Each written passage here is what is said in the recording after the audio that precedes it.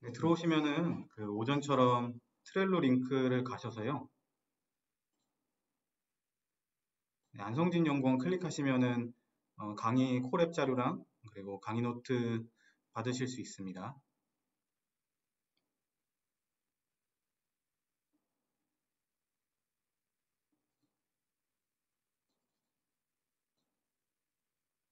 어,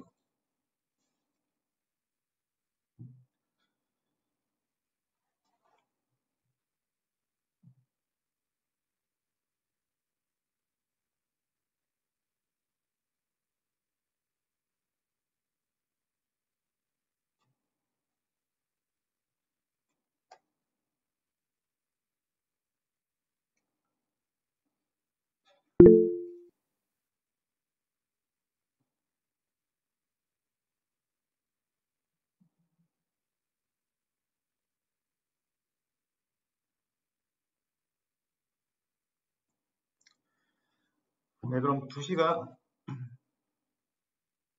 마이크 음량이 너무 작다고 나오네요. 잠시만요.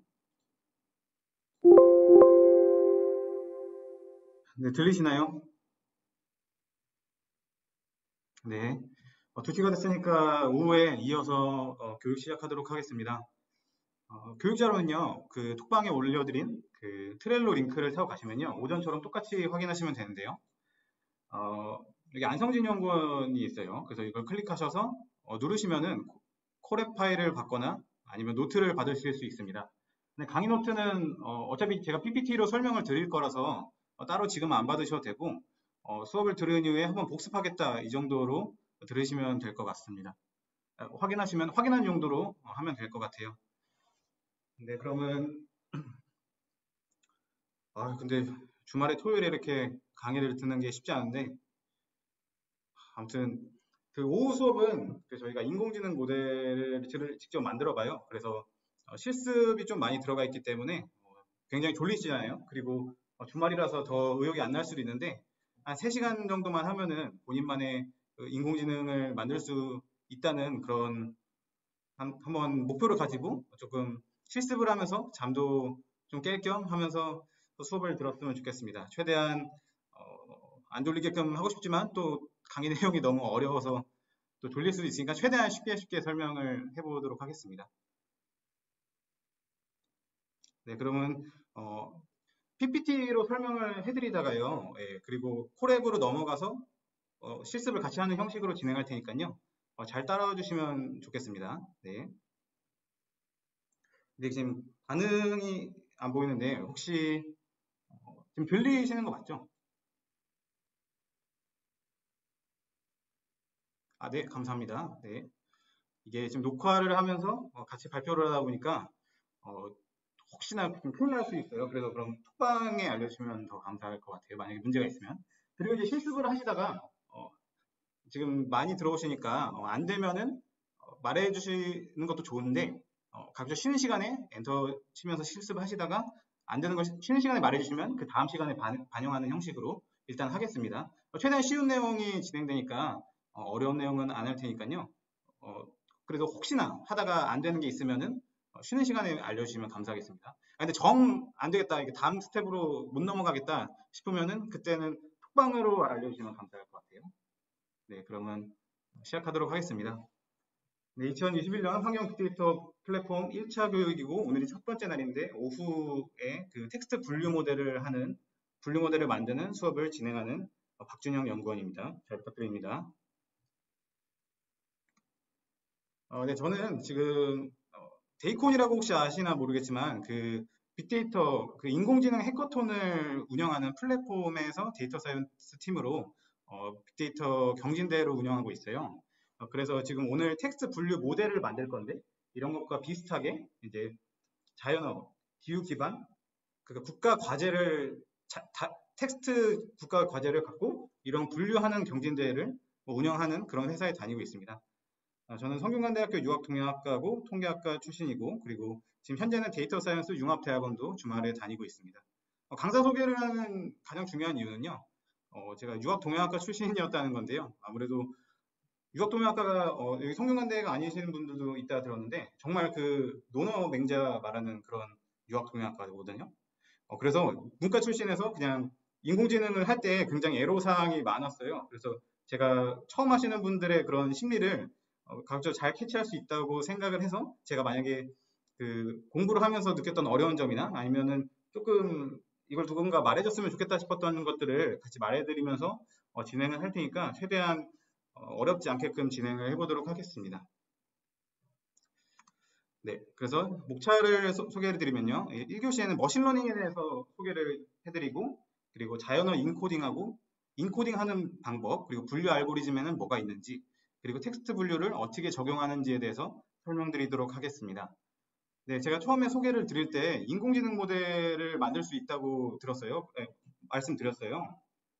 그때 이제 지금 빅데이터 분석과 양성 과정에서 데이터 사이언스랑 인공지능의 차이점을 잘 모르시는 입장에서 들으면은 나는 데이터 분석을 하러 왔는데 인공지능을 하러 온 게 아닌데라고 좀 의아하실 수 있는 분들이 있어서 일단 머신러닝의 개념에 대해서 소개시켜주고 그리고 저희가 분류 알고리즘을 진행할 건데 분류 알고리즘이 왜 어떻게 해서 진행할 수 있는지 그 프로세스를 계속 반복하는 과정을 진행하도록 하겠습니다. 그래서 머신러닝에 대해서 설명드리기 전에 인공지능은 인간의 지능을 인공적으로 구현한 최근에 되게 핫한 키워드죠. 그래서 사람이 해결하지 못하는 문제를 기계가 학습하게끔 하는 프로세스라고 할 수 있습니다. 그래서 사람이 하던 일을 보다 빠르고 정확하게 처리하는 프로세스를 모두 인공지능이라고 해요. 그래서 되게 범용적인 용어라고 설명드릴 수가 있어요. 그래서 크게 보면은 저희는 지금 머신러닝을 할 건데 텍스트를 분류하는 머신러닝을 할 건데 이거를 포함하는 단어가 인공지능이라고 보시면 돼요. 그래서 인공지능은 큰 개념입니다. 그래서 사고나 절차에 의해 의사를 결정하는 알고리즘 전체를 다 인공지능이라고 할 수 있고요. 그리고 그 사이에서 저희가 학습을 시킬 건데 컴퓨터가 스스로 학습 그러니까 저희가 무슨 태스크가 있으면은 그거를 컴퓨터가 알아서 그 원리를 찾아서 학습해서 그 결과값을 내도록 하는 게 머신러닝이라고 할 수 있습니다. 그래서 저희는 오늘 분류를 할 거니까 그 뭐 지금 빨간색이랑 초록색을 구분하는 분류선을 긋는 이런 알고리즘을 컴퓨터가 스스로 학습하게 하는 게 머신러닝이라고 알면 되겠습니다. 그리고 머신러닝에서 딥러닝도 최근에 들으신 분들이 굉장히 많을 텐데 딥러닝은 머신러닝 안에 있는 그러니까 머신러닝이 딥러닝을 포함하는 개념이라고 생각하시면 돼요. 그래서 조금 더 층을 깊게 쌓아서 인간의 누련을 모방한 인공신경망 구조를 통해서 머신러닝 중에서 이런 좀 딥한 구조를 통해서 학습을 시킨다는 게 딥러닝이라고 생각하시면 됩니다. 근데 이제 딥러닝은 딱 말만 들어도 되게 어려울 것 같잖아요. 그래서 먼저 오늘은 우리는 머신러닝을 공부를 하고 이에 대해서 조금 더 흥미가 있으신 분들은 나중에 딥러닝을 더 공부를 하시면 될 것 같아요. 아마 오늘 간단히 분류 알고리즘에 대해서 학습을 하고 그 이후에는 또 딥러닝에 관해서는 다음 주에 있다고 하니까 강의가 있다고 하니까요. 그 오늘 잘 머신러닝 프로세스를 잘 익혀두시면 다 똑같습니다. 그 프로세스는 딥러닝까지 하는 프로세스는 다 똑같기 때문에 지금 강의를 들으면서 실습을 하면서 잘 따라와 주시면 좋겠습니다. 그래서 이제 머신러닝에 대해서 할 건데 지금 개념이 계속 나오니까 너무 좀 헷갈릴 수도 있는데요. 그냥 쭉 들으시면 됩니다. 네. 막 머신러닝 계속 나오고 뭐 지도학습, 비주도학습, 강학습 처음 듣는 내용이 계속 나오니까 헷갈릴 수도 있는데 굳이 이걸 다 외우려고 하시지 마세요. 네. 계속해서 말씀드릴게요. 그래서 머신러닝에는 지도학습이 있고 비지도학습이 있고 강학습이 있습니다. 근데 여기서 중요한 게 저희가 가장 오늘 할 게 지도학습인데 지도학습이 뭐냐면요. 라벨, 즉 정답지가 나와 있는 학습이에요. 그래서 X에 대해서 데이터가 있으면 이거에 대해서 정답지가 있어요. 그럼 정답지가 있는 상태에서 새로운 X, 새로운 데이터를 줬을 때 이거에 대해서 정답을 한번 끄집어내세요. 라는 게 지도학습이라고 생각하시면 되고요. 비지도학습은 말 그대로 정답지가 없어요. 그냥 데이터가 주어지면 그거 사이에서 관계를 끄집어내거나 관계를 도출해내거나 아니면 생성하는 데 쓰이는 데이터를 아예 새로 생성하는 데 쓰이는 게 비지도학습이라고 보시면 됩니다. 강학습은 조금 더 어려운 개념, 아예 조금 궤가 다르다고 할 수 있는데요. 정해진 환경을 주고 그리고 모델이 에이전트가 보상을, 리워드를 많이 얻도록 행동을 하는 겁니다. 그래서 예를 들어 뭐 알파고 되게 많이 아실 텐데 그게 강화학습이거든요. 그래서 특정한 환경을 주어지고 이기게끔 이길 때마다 리워드를 주는 거죠. 그게 알파고가 강화학습이라고 생각하시면 됩니다. 근데 이건 딱 봐도 되게 어려워 보이죠? 그래서 여러분이 막 데이터 분석을 하러 왔는데 지금 인공지능을 한다고 말했잖아요. 그래서 인공지능 여러분이 할 수 있습니다. 근데 내가 알파고는 또 못할 것 같잖아요. 그 이유가 바로 이제 알파고는 오늘 우리가 할 지도학습은 아니기 때문에 강학습은 조금 더 다른 괴기 때문에 안 된다고 생각하시면 돼요. 그래서 어쨌든 오늘은 저희가 데이터가 있는 그 정답이 있는 지도학습에 대해서 심층적으로 다뤄볼 겁니다. 텍스트 분류를 할 거니까 분류를 할 거면 기준이 있어야 되잖아요. 그럼 그 정답지가 있는 상태에서 분류를 한다고 생각하시면 돼요. 그래서 지도학습, 자 계속 개념이 나오죠. 머신러닝 중에 지도학습입니다.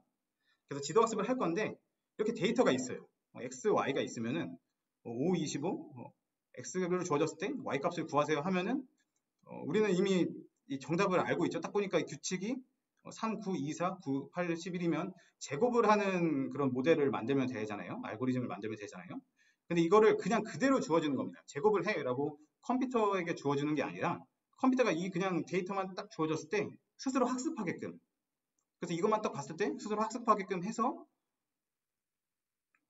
컴퓨터가 규칙을 딱 발견하는 거죠. 그래서 이게 제곱을 하면 되는 건가? 그거 학습을 하는 겁니다. 그리고 새로운 데이터가 주어졌을 때, 네, 여기는 없는 새로운 데이터가 주어졌을 때 1, 4, 6, 7, 10이 있잖아요. 그래서 이걸 새로운 데이터를 학습한 걸 토대로 결과 y값을 내는 예측의 과정이 바로 지도학습의 과정이라고 생각하시면 됩니다. 그래서 이걸 조금 더 너무 간단하니까 실제 데이터로 한번 적용해 볼게요. 근데 이게 좀 시의성이 있어서 아파트 거래가를 들고 온 게 아니라요. 그냥 흔한 데이터라서 그런 겁니다. 옛날에 만든 거라서요. 어쨌든 우리 아파트 가격이 굉장히 지금 궁금해요. 저희가 그러면은 아까 우리 데이터 프레임에 대해서 오전에 굉장히 많이 배웠잖아요. 그럼 행열이 있으면은 그 열마다 이게 변수라고 하거든요. 변수. 그러면 아파트 가격을 결정짓는 변수를 하나씩 생각해 보는 겁니다. 그래서 거래 아이디가 변수가 될 수도 있겠고, 아파트 아이디가 있을 수도 있겠고, 그 아파트가 어디 시지? 무슨 동이지? 그리고 집원지? 그리고 아파트 이름, 또 이름에 브랜드가 또 있을 거 아니에요? 그런 것도 한 변수가 될 수 있지 않을까? 아파트 가격을 결정짓는 변수가 될 수 있지 않을까? 주소를 한번 또 보는 거고, 아니면 뭐 전용 면적, 언제 세워졌는지 이런 변수를 여러 개 하고, 그냥 이런 상태에서 그대로 모델에 넣는 겁니다. 컴퓨터가 그대로 학습시키도록 하는 겁니다. 그래서 아파트 거래가를 Y값, 매칭을 시켜주는 겁니다. 그래서 새로운 우리 이런 그 정보를 그대로 줬을 때, 자 이제 새로운 아파트를 알고 싶어요, 가격을. 그러면 그거에 트랜잭션 아이디, 아파트 아이디, 그리고 시티 뭐 이런 걸 똑같이 주면은 한번 가격을 예측하도록 하는 것이 이 지도학습의 프로세스라고 알면 될 것 같습니다. 네, 그래서 계속 반복하고 있어요. 그래서 어느 순간 이 반복이 지겨워질 때쯤 하면 충분히 체화가 된 겁니다. 그래서 오늘은 이 프로세스만 제대로 알아도 성공이라고 생각하시고 하시면 될 것 같아요. 그래서 입력 데이터 주고 실제 정답을 주고 모델을 돌려서 그래서 예측 정답을 내는 겁니다. 새로운 데이터를 줬을 때. 근데 새로운 데이터 모델이 예측을 했는데 그게 좀 틀릴 수가 있잖아요. 당연히 틀리겠죠. 처음 안에는. 그 모델이 학습이 덜 된 거니까. 그래서 예측을 했을 때 그 차이가 있을 겁니다. 실제 정답이랑 예측 정답이랑. 그래서 둘 사이에 오차를 구해서 다시 모델에 그 오차를 입력해 줍니다. 그러면 모델이 또 듣고 조금 이렇게 예측하면 안 되겠구나, 조금 더 수정을 해야겠구나 해서 이 과정이 계속 반복되는 게 지도학습, 그리고 지도학습을 포함하는 머신러닝이라고 생각하시면 됩니다. 네, 그 모델이 그래서 딱 충격을 받고 변화를 하는 거죠. 그래서 점점 더 실제 정답이랑 예측 정답이랑 가까워지도록. 자, 근데 아까 제가 말씀을 드린 것 중에 그대로 넣는다고 했죠? 근데 그대로 넣으면 솔직히 안 됩니다. 왜냐면은 그 컴퓨터가 인식하는 건 그거 많이 들어봤을 텐데 숫자를 인식할 수 있어요. 그러니까 저희가 뭐 아파트, 뭐 레미안 아파트 이렇게 넣어주면은 우리는 그 레미안 아파트를 인식을 하는데 기계는 이게 뭐 레미안인지 뭔지 그냥 한국어 막 이상한 막 꽥꽥꽥꽥 하면서 그냥 이렇게 들어오거든요. 한국어로.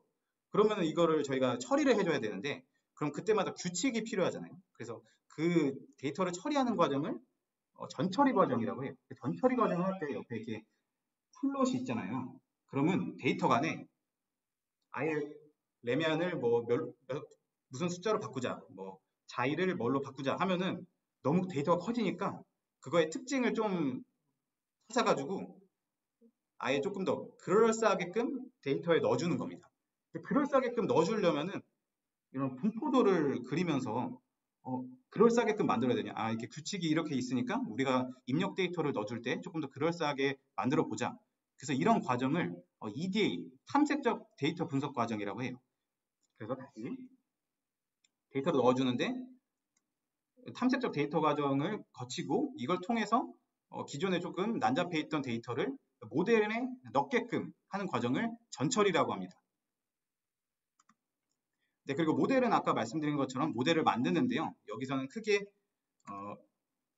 딥러닝 모델도 있고, 그래서 모델이 뭐냐에 따라서 딥러닝이랑 머신러닝이 바뀐다고 보시면 돼요. 물론 그 프로세스도 살짝 다른데 결국 가장 중요한 거는 모델이 뭐냐. 그래서 머신러닝 안에 딥러닝이 있지만 실제로 딥러닝 저희 일반적으로 말할 때는 딥러닝이 아닌 머신러닝 모델을 머신러닝을 하고 딥러닝은 그냥 딥러닝이라고 말합니다. 그래서 딥러닝일 수도 있고 아니면 그냥 분류하는 모델일 수도 있고 일반 머신러닝 모델일 수도 있습니다. 네, 그리고 이렇게 아까 변수들이 많았잖아요. 아파트 가격 이렇게 트리를 나누면서 하는 것도 모델이라고 할 수 있는데 그걸 다시 설명드리면은 여러 가지 모델이 있어요. 의사결정 나무는 수많은 그 머신러닝 모델 중에서 하나일 뿐인데 의사결정 나무라는 모델이 있는 거고 그래서 오늘 배울 거기 때문에 하나 갖고 왔습니다. 여기서 특징은 의사결정 나무를 설명드리는 건 2교시에 할 건데요. 여기서는 그냥 머신러닝 모델의 예시라고 보시면 됩니다. 그래서 모델을 돌리고 오차를 정합니다. 그래서 오차가 예를 들어서 우리가 분류를 할 거면은 0, 1 이렇게 분류를 할 거예요. 그러면은 거기서 정확도를 구할 수도 있겠죠. 0이냐 1이냐 제대로 맞췄냐 아니었냐 맞출 수도 있겠지만 이런 걸 분류라고 하고요. 그리고 아니면은 예측값을 아파트 가격 같은 경우는 분류가 아니잖아요. 그냥 그 값을 맞추는 거잖아요. 뭐 3천만 원이니 3천만 원 없죠. 뭐 5억이니 뭐 6억이니 이런 거에 대해서 그냥 일반 값을 맞추는 거는 획이라고 합니다. 어쨌든 여러 가지 그 오차, 그 매트릭이라 하거든요. 그 오차를 측정해주는 그 여러 가지 오차를 반영하는 이런 오차를 반영하는 모델이 다시 학습을 하는 과정이라고 생각하시면 됩니다. 자, 그래서 계속 똑같은 거 하고 있죠. 문제 정리를 하고 데이터 준비를 했습니다. 저희 이제 환경 BTS 플랫폼에서 데이터 준비를 하죠. 그래서 탐색적 자료 분석을 해요. 그래서 어떻게 뭐 단어들이 어느 정도 있다, 뭐 어떻게 구성되어 있다, 데이터의 뭐 행열은 뭐 몇 줄이다, 열은 몇 개다 이런 걸 그 분석을 하고 전처리 넣어주게끔 전처리를 하고 특징을 선택합니다. 그래서 이거는 이따 모델을 돌리면서 다시 설명을 드릴 건데요. 조금 더 좋은 특징이다. 어떤 거는 조금 방해가 된다. 굳이 뭐 예를 들어서 뭐 내가 취업을 하려는 그 대학생 분들이니까 취업을 하고 싶은데 그런 머신러닝 모델을 만든다 해봐요. 가고 싶은 회사가 있으면은 그 데이터를 줘서 뭐 취업을 하는 모델을 정하려 하는데 그러니까 이상한 변수가 있을 수 있겠죠. 대학생 때 뭐 학점이다 이러면 조금 유효한 변수가 될 수도 있고 뭐 인턴 횟수다 또 유효할 수 있지만 뭐 예를 들어 뭐 연애 횟수다 이러면은 굉장히 취업과는 관련이 있을 수도 있지만 뭐 별로 상관이 없을 수도 있잖아요. 그래서 이런 특징을 변수를 선택하는 과정을 또 거치게 됩니다. 그리고 모델을 생성하고 학습을 예측하고 그리고 평가하고 다시 또 예측하고 네. 네. 그래서 여기서 중요한 거는 설명드리고 싶은 거는 저희가 트레인 데이터가 있으면은 이 y 값이 있잖아요. 이게 왜 하냐면은 이게 트레인이에요. 근데 중요한 거는 결국 테스트 데이터를 똑같은 폼으로 넣어줬을 때 새로운 테스트의 y 값을 구하는 게 가장 중요합니다. 이 학습을 통해서 새로운 게 주어졌을 때. 그래서 포인트는 이 새로운 테스트를 맞추는 잘 분류하는 게 포인트라고 보시면 됩니다. 갖고 있는 거를 충분히 학습 잘 시키는 거는 전혀 의미가 없어요. 네.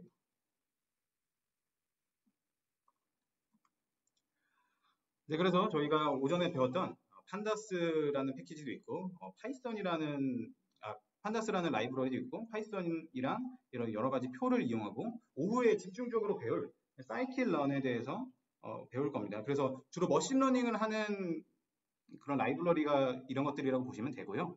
그리고 넘파이 그리고 텐서플로우 파이토치 텐서플로우 파이토치 많이 들어보실 텐데 이제 많이 들어보실 겁니다. 딥러닝을 할 때는 텐서플로우 파이토치를 사용하신다고 하면 됩니다. 생각하시면 되고 둘 다 텐서플로우랑 파이토치랑 파이썬을 근간으로 하고 있다는 것을 알아주시면 좋을 것 같아요. 그래서 제가 군대 가기 전에 통계학과 수업을 들으면 그때가 2016년이었는데 그때는 막 R이 되게 대세였어요. 통계가 막 뜰 때. 그래서 R을 엄청 배웠는데 군대를 갔다 오니까 갑자기 뭐 알파고가 나오고 딥러닝이 대세가 되면서 파이썬이 엄청 대두가 됐어요. 그래서 요새 뭐 성균관대학교 학생들은 신입생 때 파이썬을 배우고 막 요새는 초중고등학생도 파이썬을 배우잖아요. 그게 다 딥러닝이 대두가 되고 인공지능이 대두가 되고 그런 게 파이썬을 하면서부터다라고 생각하시면 됩니다. 파이썬이 빠릅니다. 속도가 느린데 되게 쉬웁니다. 그래서 그런 쉬운 점 때문에 많이 발전됐다고 생각하시면 됩니다. 네, 넘파이도 되게 중요합니다. 넘파이에 있는 여러 기능들을 조금 더 쉽게 사용하도록 데이터 프레임에 맞추도록 한 게 판다스라고 생각하시면 돼요.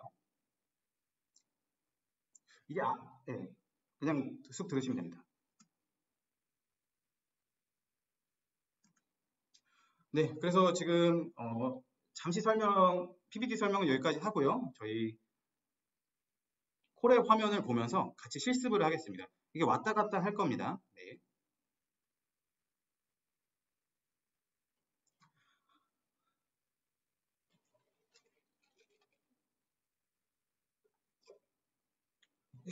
콜앱을 받으시면요. 데이터를 불러오시면 되는데 아까 우리가 배웠던 것처럼 Shift Enter를 누르면 이 셀이 실행됩니다. 그러면 경고가 뜰 겁니다. 이게 ASG 안성진 연구원이죠. 안성진 연구원님이 작성하신 건데 뭐 해도 되냐 하면 무시하고 계속 하시면 됩니다. 그래서 다운을 받을 건데요. URL이 있어요. 이게 성진님의 드라이브 링크고 이거를 다운로드, 집다운이라는 패키지를 이용해서 파이썬의 패키지를 이용해서 실습에 사용할 패키지를 다운로드 받습니다. 그래서 집다운.다운로드해서 URL을 받고 그리고 아웃풋 이름을 이걸로 해주세요. 예요. 그리고 여러 가지 그 함수들이 굉장히 많잖아요. 그거에 대해서 가끔 왜 이게 함수가 이런 순서지? 뭐 이렇게 생각하실 수 있는데 일단은 그냥 딱히 이유가 없는 경우가 훨씬 많거든요. 그래서 왜 받을 게 먼저지? 이름은 왜 이렇게 정하지? 하는 거는 일단은 너무 깊게 생각하지 마시고 슬슬 반복하다 보면은 이거 외우려 하지 마시고 여러 번 반복하다 보면 자연스럽게 익혀지니까요. 예, 그냥 너무 하나하나 신경을 쓰실 필요가 없습니다. 그래서 아웃풋으로 받는 겁니다. 그래서 버트 데이터셋을 받고 저희가 이제 실습할 거를 받았죠. 그래서 이걸 언집이면은 뭔가 저 압축을 풀라는 명령 같죠. 그래서 언집을 해주면 됩니다. 그래서 여기 폴더를 한번 눌러보시겠어요? 폴더를 누르면 저희가 이 콜앱 환경에서 드라이브에 파일들이 다운된 거를 확인하실 수가 있습니다. 네, 그래서 뭐 리드미는 보통 이 데이터셋에 대한 전반적인 설명을 보여주는 거고요. 뭐 라벨 인포, 라벨에 대한 설명, 그리고 테스트셋, 트레인셋을 받은 것을 확인할 수가 있습니다. 그래서 오전에 배웠죠. 판다스, 임포트 판다스에서 PD에서 우리 데이터 프레임, 엑셀 데이터를 다룰 거니까, 데이터 프레임 데이터를 다룰 거니까, 판다스를 받아주시면 됩니다. 그래서 판다스에 read 엑셀 파일을 읽는 거거든요. 그래서 트레인셋 엑셀이라는 파일 이름을 read 엑셀을 통해서 받아주고 한번 확인해 봅시다. 트레인하고 트레인 인포로 치면 트레인에 대한 정보가 나와 있습니다. 이 데이터셋이 그 뉴스 기사입니다. 뉴스 기사에서 그런 뉴스 기사의 환경 관련 기사인데 이거를 라벨에 따라서 나눠준 거라고 보면 돼요. 그래서 ID 값이 천차만별이긴 하지만 텍스트를 보면은 이렇게 뭐 영하권, 꽃샘추위, 뭐 일부 지역서 눈발, 뭐 이렇게 해서 이게 라벨이 뭔지. 근데 우리가 지금 이걸 딱 봤을 때 데이터로 봤을 때 그 뭐 라벨이 있는 줄 알겠는데 이게 무슨 데이터인지 솔직히 모르잖아요. 이게 지금 숫자로 바뀌어 있기 때문에. 그래서 이거를 그 라벨 인포라는 것을 통해서 보면은 이 정보가 여기 있으니까 여기서 보시면 됩니다. 그래서 먼저 트레인 인포를 쳐서 한번 트레인에 대해서 전반적인 정보를 확인해 보면요. ID 컬럼에 none, 결식치가 없다는 말입니다. 되게 잘 정제되어 있는 데이터죠. 보통 데이터를 하실 때 이런 경우는 거의 없어요. 거의 다 결식치 파티고 그걸 어떻게 잘하냐 이제 데이터 분석하고 데이터 분석 데이터 사이언티스트 뭐 공부하는 이유니까. 근데 저희는 딱 실습용이니까 분류 모델을 만드는 게 중요하니까 네, 결식지 없는 거를 연구원분들이 만들어 주셨습니다. 그래서 5072개에다 5072개고 그리고 타입이 인트 버전. 네, 정수죠. 정수가 있는 거고 그 오브젝트 일반 문자열이라고 보시면 됩니다. 문자열. 네. 자, 그리고 라벨이 담긴 파일을 읽는데 뭐 아까는 뭐 PD 리드 이렇게 하면 됐는데 이번에는 read open이라는 거잖아요. 그러면은 저희가 이거 파이썬에서 파일을 읽는 방식입니다. read open. 외우려고 하지 마세요. 네. read open. 이건 파이썬에서 파일을 읽는 방식이라서 엑셀도 읽을 수 있고 뭐 CSV 파일이라고 있잖아요. 그것도 읽을 수 있는데 대신 엑셀이나 CSV는 판다스에서 많이 쓰니까 판다스 함수가 이거를 갖고 있는 겁니다. read 엑셀을 따로. 그래서 두 가지 방법이 있다. 여러 가지 방법을 사용하시면 됩니다. 데이터 분석을 하다 보면 엄청 여러 가지 방법이 있어요. 하나만 있는 게 아니라 똑같은 걸 해도 똑같은 함수를 짜도 알고리즘을 짜도 되게 많은 방법이 있으니까 그거를 막 그때마다 외우려고 하면은 끝도 없습니다. 그때그때 찾았어. 그걸 활용하는 게 이제 데이터 분석 역량이기 때문에 처음에 너무 갑자기 두 개나 이게 읽는 방법이 생겼네. 이거 어떻게 외우지? 여기 있는 거 하나하나 어떻게 다 외우지? 이런 걸 생각하실 필요가 전혀 없어요. 그래서 하나하나 지금 그래도 한번 해석을 해볼게요. with open. 네, 뭘 열라는 거죠. 라벨 info txt를 열어주세요. 근데 뭐 할 거야? R. read. 읽을 겁니다. 그래서 일단 읽은 거를, 연 거를 F라고 지정해 볼게요. as F. 파이썬이 그냥 그대로 좀 쉬운 언어라서요. 읽다 보면은 뭔가 해석이 다 나올 수 있습니다.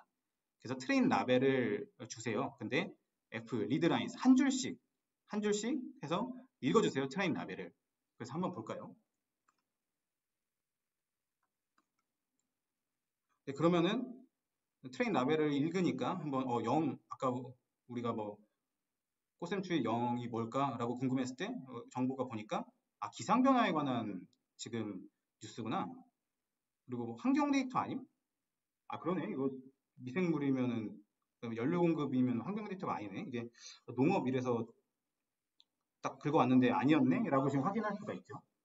네, 근데 지금 여기 뭔가 복잡한 또 식이 하나 있죠, 안에. 그래서 또 너무 또 어려워하실 필요가 없습니다. 그래서 데이터를 정제하기 위한 우리가 지금 이걸 리스트 컴프레이션이라고 하는데요. 이걸 안 줬으면은 뭔가 좀 더럽게 나옵니다. 그래서 샵 n 이게 엔터를 치라는 거거든요. 다음 키로 넘어가 주세요 하고 컴퓨터한테 입력을 해주는 건데 파이썬에서 입력을 해주는 건데 이걸 통해서 되게 깔끔하게 뱉어냈다고 보시면 돼요.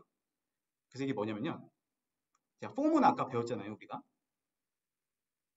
그죠? if문이랑 폼은 배웠는데 트레인 라벨이 있어요. 트레인 라벨에서 라벨을 뽑아주세요. 라벨을 뽑는데 그래서 스트립 이게 뭐냐면요. 화이트 스페이스 이렇게 엔터를 치거나 아니면 공백을 지워주세요라는 말이거든요. 그래서 다시 우리가 트레인 라벨에서 읽어왔어요. 읽어왔는데 트레인 라벨이 있어요. 여러 개 있잖아요. 근데 폼은 돌릴 건데 라벨 하나씩 뽑아주세요. 트레인 라벨에서 하나씩 뽑아주세요. 그럼 우리 라벨이라 할게요. 라벨이라 할 건데 라벨을 뽑을 때 하나씩 뽑는데 이렇게 여기 좀 지저분하죠? 이거 빼고 해주세요. 그러니까 이런 의미라고 보시면 됩니다. 그래서 너무 딱 봤을 때 폼은 막 당황하고 막 그럴 필요가 전혀 없어요. 하나하나 그냥 하다 보면은 되게 쉽잖아요. 그래서 이걸 딱 봤을 때 너무 쫄지만 않으면 됩니다. 그러면 이거와 다르게 그러면 스트립을 해준 거니까 네, 딱 이렇게 깔끔하게 뽑히는 확인할 수 있죠. 저희가. 네. 그래서 아무래도 지금 분류를 하는 데는 그렇게 중요하지는 않지만 그래도 데이터를 어떻게 분류하고 하는데 또 여러 가지 방법론이 있으니까 그거에 대해서 설명을 드렸습니다. 네, 그래서 계속해서 트레인 인포를 볼 건데 네, 보고 자, 또 이게 갑자기 또 우리 아까 솔직히 그 오전에 덕산 뺄셈이랑 뭐 행렬에서 열 뽑는 것밖에 안 배웠는데 갑자기 인공지능 모델을 한다니까 되게 당황하시는 분들도 많고 못할 것 같은데라고 생각하시는 분들도 많을 텐데요. 그냥 이게 여러 개 있다 해서 당황하실 필요가 전혀 없습니다. 한 줄 한 줄씩 해보면 돼요. 저희가 이제 샵을 하면은 뒤에 게 안 나오게 되거든요. 하나하나씩. 라벨인데 밸류 카운트가 뭐지? 밸류 카운트? 그러면 딱 보시면 그럼 라벨이 몇 개 들어있는지를 보여주는 거구나. 딱 이제 알겠죠?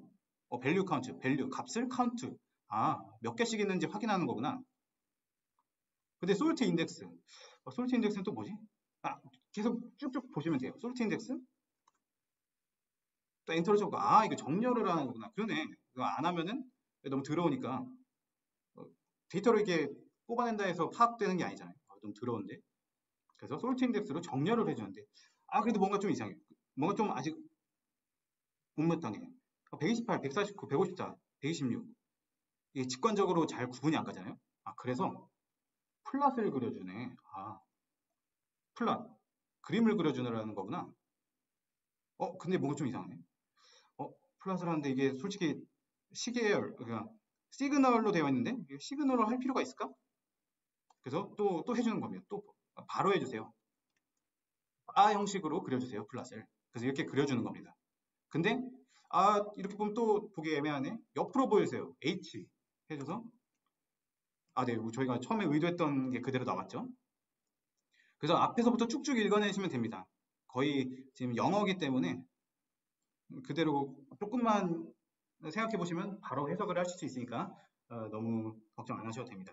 그래서 분포를 한번 보면은 16번 아무것도 아닌 환경 데이터 아님 이라는 그 라벨이 굉장히 많잖아요. 이런 걸 불균형 데이터라고 하는데 저희가 데이터 분석을 할 때 이런 불균형 데이터를 어떻게 다룰지도 다 방법론적으로 있지만 오늘 수업에서는 안 다룰 겁니다. 네, 그래서 불균형 데이터라는 특징이 있고 자 테스트 라벨 아까 트레인 테스트 하는 걸 말씀드렸잖아요. 테스트 라벨을 할 때 밸류 카운트를 보면은 여기는 조금 분포가 다른 것을 알 수가 있어요. 트레인이랑 테스트. 근데 이런 경우가 굉장히 많습니다. 당연합니다. 네, 우리가 새로운 데이터가 항상 똑같은 분포를 따르라는 가정이 없잖아요. 그래서 한번 예측해 볼 수 있는 게 트레인 데이터와 테스트 데이터의 라벨 분포가 서로 다른 것을 확인할 수 있고 트레인 데이터로 학습한 모델이 성능이 안 좋을 수도 있겠구나라고 한번 생각해 볼 수도 있습니다.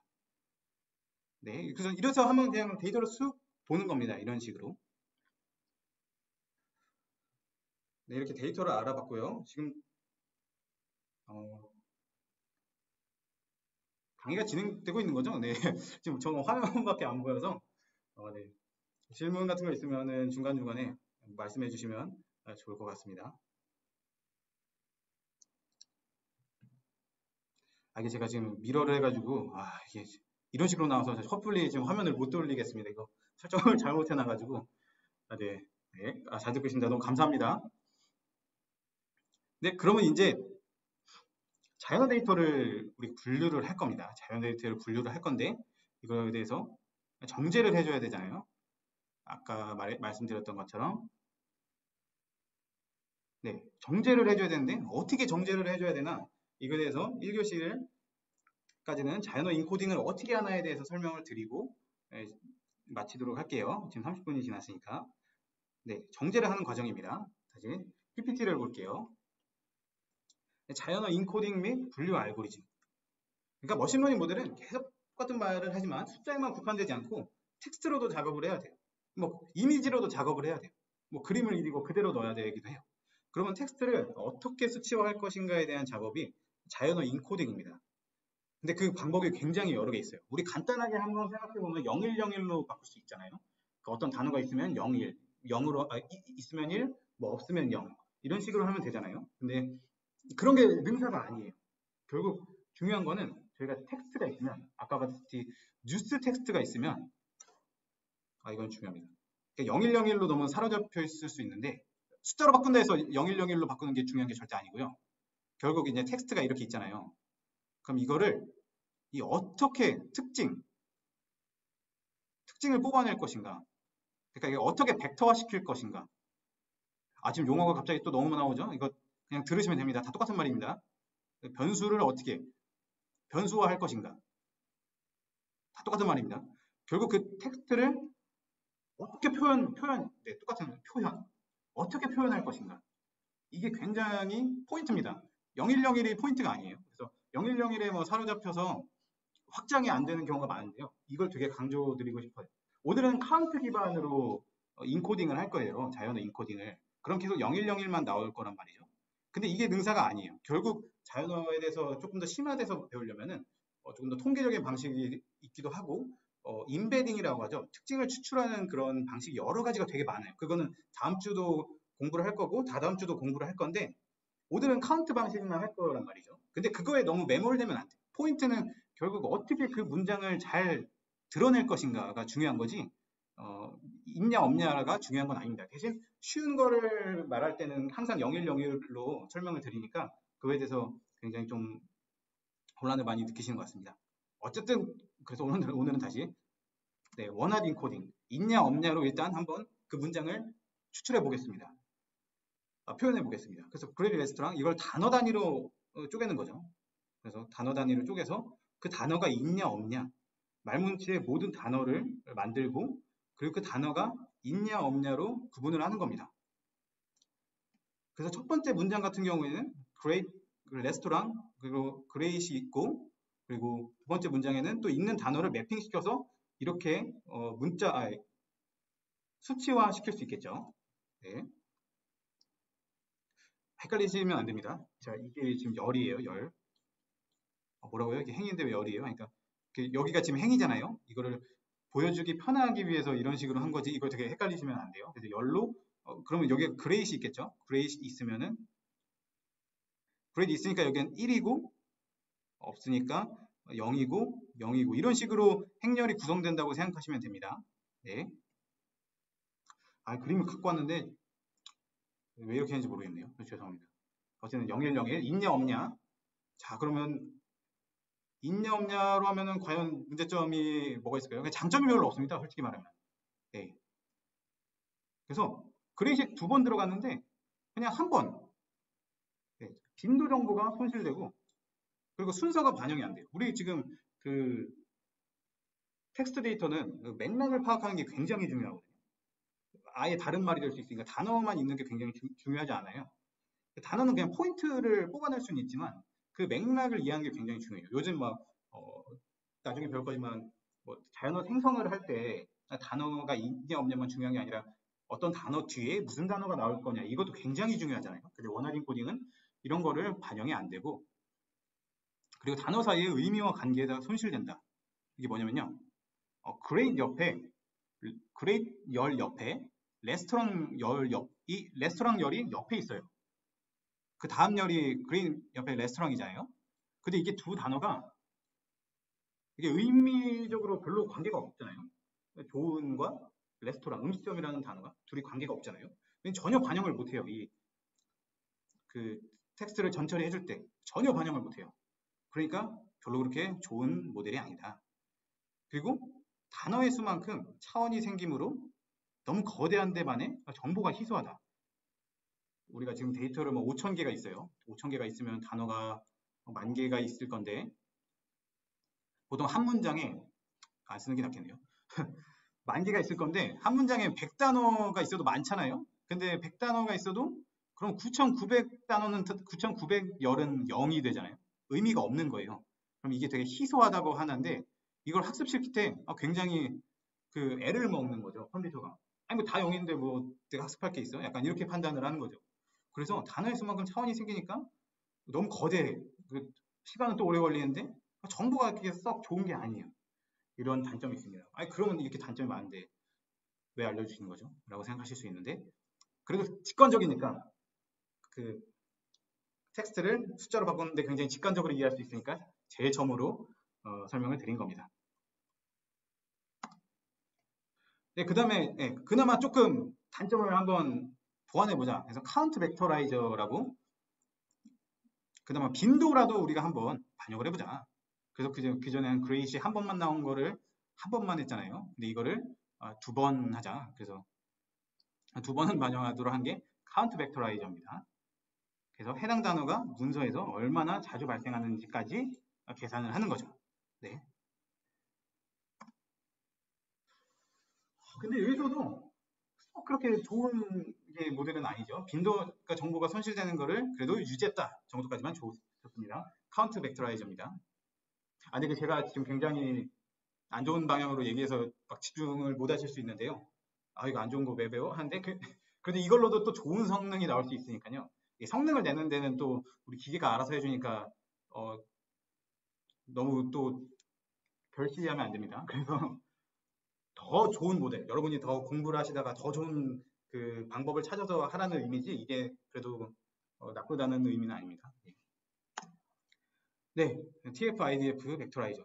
뭔가 갑자기 또 텍스트가 많고 그 복잡해져. 네. 텀 프리퀀시, 인버스 더큐먼트 프리퀀시. 그래서 이게 무슨 거냐면요. 우리가 카운트를 하는데 이게 솔직히 카운트가 예를 들어서 많이 나오는 단어가 과연 이 문장을 잘 표현한다고 할 수 있을까 의문이 드는 거죠. 우리가 계속 표현한다는 거에 의미를 했잖아요. 예를 들어 and는 뭐 예를 들어 더라는 단어가 있으면 더라는 문장은 어디든 다 나오잖아요. 여기는 안 나오지만 우리가 쉽게 가장 많이 쓰이는 단어가 더잖아요. 그럼 더라는 단어를 여기 그 텍스트를 표현하는 게 이 단어가 텍스트를 표현하게 하는데 과연 효율적인 단어냐 이거예요. 이거를 계산하기 위한 게 TF-IDF 벡터라이저라고 생각하시면 됩니다. 자, 그래서 TF 헷갈리죠? 그냥 이것만 텍스트만 보세요. 특정 문서 행에서 특정 문서 행 뒤에서 특정 단어의 등장 횟수 그리고 DF 특정 단어가 등장한 문서의 수 그리고 IDF 이거를 반비례하는 거죠.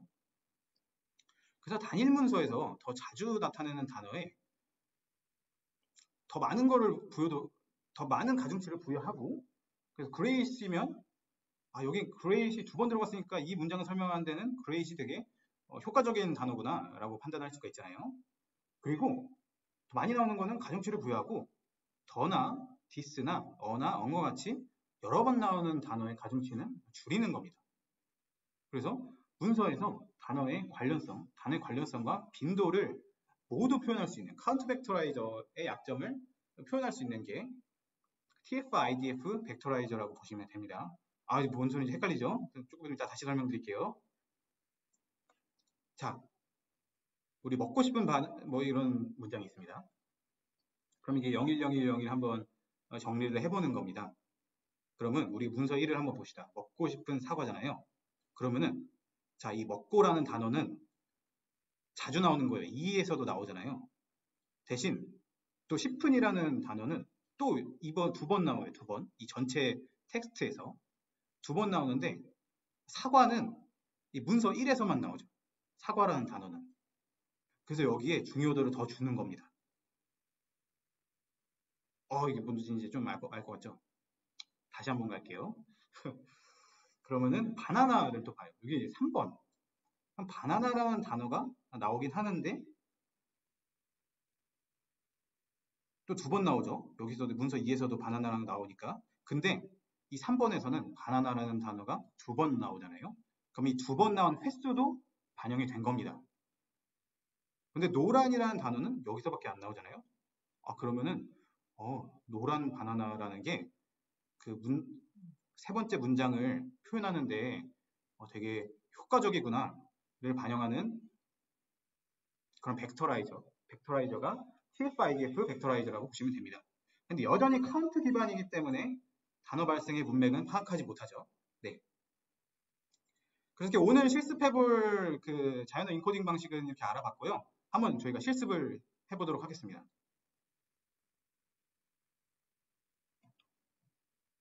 네, 지금 42분이니까요. 아마 한번 카운트 벡터라이저 정도만 보다가 쉬고 왔다가 다시 TF-IDF까지 하는 방식으로 진행할 것 같네요. 네. 예. 그리고 이게 그 콜앱이요. 한 30분 정도 안 하면은 런타임이 꺼지는 경우가 되게 많거든요. 그래서 이게 구글의 서버를 지금 빌리기 때문에 구글에서 지금 본인들 모델을 돌리기도 바쁜데 너무 많이 빌려주면 안 된다고 생각해서 안 쓰면은 너네 안 쓰네 하고 가져가요 다시. 그래서 만약 강의 중에 끊길 순간이 있는데 전혀 당황할 필요가 없습니다. 그래서 그냥 다시 보시면 돼요. 네, 그래서 토큰화에 대해서 설명을 드리면요. 자, 텍스트에 대해서 우리는 단어 위주로 토큰을 했잖아요. 그 토큰은 자연어에서 쓰이는 단어의 단위라고 생각하시면 돼요. 그러니까 자연어에 쓰이는 단위라고 생각하시면 돼요. 그게 단어가 될 수도 있고 문장이 될 수도 있고 그리고 글자가 될 수 있습니다. 이게 한 글자씩 하는 그런 토큰도 있어요. 그리고 두 글자씩 뭐 바이트 페어 인코딩이라고 막 두 글자씩 특징을 뽑아서 오히려 막 단어로 하는 걸 조금 더 세분화하겠다 이런 토큰도 있는데 직관적으로 봤을 땐 단어가 제일 쉽잖아요. 그래서 오늘은 단어만 다루겠습니다. 한번 센트 토커나이즈도 한번 해볼 건데요. 일단 단어 위주로 한다는 걸 아시면 좋을 것 같아요. 그래서 NLTK 라이브러리를 하나 또 가져옵니다. 라이브러리 굉장히 많이 나오는데 다 외우지 마세요. 계속 반복하다 보면은 알게 됩니다. 그리고 잘 모르지만 NLTK Natural Language Tokenize라고 이게 아마 맞을 건데 제가 그냥 이렇게 외웁니다. 그러니까 자주 쓰니까 NLTK면 뭐 Natural Language Tokenize인가 뭐 이렇게 그냥 하시면 되니까 외울 필요가 전혀 없습니다. 그리고 구두점 우리 센텐스 분류할 거면은 펑추에이션이 필요하니까 이거 다운로드 받아주시고 한번 Shift 엔터를 쳐보겠습니다. 그래서 NLTK의 토커나이저 함수를 통해서 워드 토커나이즈 그리고 센텐스 토커나이저를 한번 불러와 주세요. 그래서 워드 토커나이저는 단어 기준으로 토큰을 만들겠다. 센텐스 토커나이저는 문장 기준으로 토큰을 만들겠다. 자, 그래서 우리 다시 또 파이썬의 시간이 왔습니다. 트레인의 텍스트에 LOC 자, 첫 번째 행위죠. 네, 아닙니다. 두 번째 행위입니다. 네, 0부터 시작되는 거를 가장 굉장히 중요합니다. 0부터 시작되는 게. 그래서 두 번째 행을 한번 워드 단위로 토커나이즈를 해보면 네, 우리 그 두 번째 문장 여기 꽃샘추위를 단어가 이렇게 되어 있는 겁니다. 그래서 아무래도 이런 기호까지 같이 들어간다고 보시면 돼요. 이게 굉장히 중요한 구성을 할 때도 있거든요. 이런 따옴표나 이런 게 점이나 그래서 이거를 굳이 버릴 필요가 없습니다. 버리는 건 또 나중에 또 설정을 해주면 되고요. 워드 토커나이저로 되면 이렇게 되는 이런 식으로 보일 수 있고요. 또 센텐스 토커나이저를 한번 하겠습니다. 네, 트레이닝 텍스트 첫 번째 행을 또 가져온 거죠. 네, 첫 번째가 아니라 두 번째입니다. 네, 그래서 샘플을 한번 넣어주면은 이게 지금 차이점이 우리가 여기서는 바로 나오잖아요. 이거는 출력을 하라는 의미도 같이 들어가 있어요. 그럼 이게 근데 우리가 출력만 하면은 활용을 못 하잖아요. 그래서 샘플에 할당을 해주는 겁니다. 그래서 샘플을 할당해 줬을 때는 이게 출력은 안 돼요. 그냥 이게 샘플이 정보를 머금고 있다가 샘플 너 나와 주피터 노트북에서 콜앱에서 나와 하면은 이렇게 문장이 나온다고 생각하시면 됩니다. 그래서 센텐스로 해주니까 이런 식으로 되겠구나 를 확인할 수가 있습니다. 근데 여기까지 한번 아니요. 빈도수 확인하기까지만 할게요. 네. 빈도수 확인하기까지만 하면은 자, 워드 토커나이저에 이 방금 우리가 만든 거를 샘플 워드 토커나이저 워즈로 해요. 토커나이저 워즈로 구해주고 지금 빈도수를 확인하려고 합니다. 빈도수를 확인해주고 카운트 빈 딕셔너리를 하나 만듭니다. 빈 딕셔너리를 하나 만들고 자, 홈은 우리 계속 오늘 돌 건데 이 워드에 워드를 하나씩 빼는 겁니다. 토커나이즈드 워드가 여기 위에 있는 워드잖아요. 죄송합니다. 이거 조금 확대를 해야겠다. 워드잖아요. 그래서 이거를 카운트라는 딕셔너리가 있는데 그래서 이 워드가 있으면은 워드가 없으면은 그냥 1로 해주고 한번 살펴봤는데 있으면은 플러스 하나를 해주세요. if else 문을 통해서 헷갈릴 수 있는데요. 다 보세요. 자, 뭐 예를 들어 경칩이라는 단어를 하나 뽑았어요. 워드가 경칩이에요. 지금 경칩이 있는데 우리가 처음 들어갈 때는 카운트는 빈 딕셔너리잖아요. 빈 딕셔너리인데 경칩을 한번 뽑아내려고 그래요. 경칩 찾아주세요. get은 그거예요. 딕셔너리에서 get 해주세요. 경칩 한번 찾아주세요. 경칩. 근데 없어. 없어요? 그러면은 경칩이라는 키 값은 1로 해주세요. 근데 경칩이 또 나왔어. 그 문장에서. 경칩이 또 나오면은, 경칩 있어요? 괜찮는데, 넌이 아니네? 경칩 있네? 하면은, 그러면 또 나왔으니까 그냥 플러스 1 해주세요. 그래서 딕셔너리를 뽑아보면은 이렇게 되는 겁니다. 네, 그래서 대부분이 뭐 1이죠. 뭐 동부를 뽑았을 때도 없는 거네 하고 1이 되는 걸 확인할 수 있습니다. 이런 식으로 빈도수로 확인할 수 있는데, 자, 그러면 갑자기 너무 할 일이 너무 많아졌죠. 포문을 정말 잘 써야 되네. if문을 능수능란하게 해야 되네. 뭐 이런 거 하나하나 할 때마다 이렇게 알고리즘을 짜면은 그렇게 오케이 오늘 가서 파이썬 책부터 사가지고 한번 파이썬의 A to G를 또 한번 기깔나게 해야 되나? 라고 생각하실 수 있는데 저희는 이제 데이터 분석을 하고 있잖아요. 그래서 이거에 대해서는 굳이 막 이렇게 할 필요가 없습니다. 네, 굳이 이미 다 있어요. 세상에 많은 그 너드분들이 너드라 그쵸, 컴퓨터 좀 좋아하시는 분들이 이게 막 틈만 나면 없으면 기능을 다 만들려고 그래요. 그래서 이거는 저희는 잘 찾아서 하면 돼요. 잘 찾아서 하면 되기 때문에 굳이 이런 거를 물론 이렇게 짜는 방법을 아는 것도 굉장히 중요합니다. 네.